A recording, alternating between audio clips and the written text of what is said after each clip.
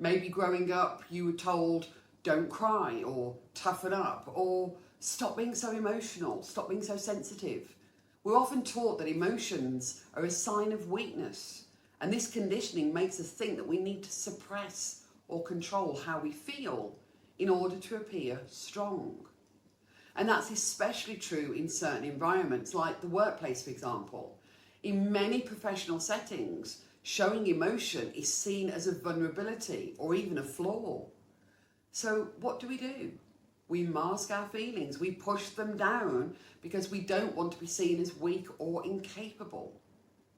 But here's the irony. Avoiding emotions actually makes us weaker in the long run. When we suppress how we feel, those emotions build up, creating stress, anxiety, and tension. Over time, this takes a toll on our mental health, our physical health. You see, chronic avoidance can even lead to burnout and relationship issues and an overall feeling of being disconnected from ourselves and others. Now, here's where it gets really interesting and, in essence, a bit surprising. When we avoid an emotion, it doesn't just build up and wait to be released. It actually comes back stronger, a little bit like a boomerang. And that's why I like to call this the emotional boomerang effect. So let me explain how this works. When you suppress or avoid an emotion, like anger, sadness, or fear, you think you've gotten rid of it. You might even feel a level of relief, thinking, oh, I dodged that one. But in reality, that emotion is just biding its time, waiting for an opportunity to return. And when it does come back, it doesn't come back in the same form. It actually comes back amplified.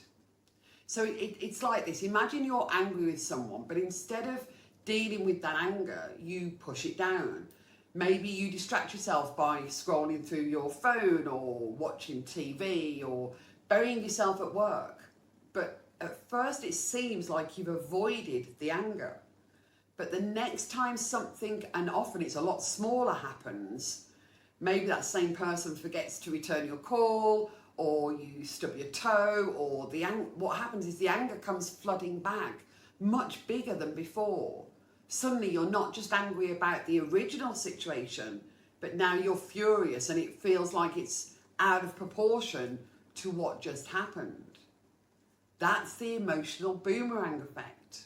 The more you avoid an emotion, the more forcefully it's going to return. The emotion bounces back stronger than before, demanding to be felt. And this happens because emotions are energy, and energy needs an outlet.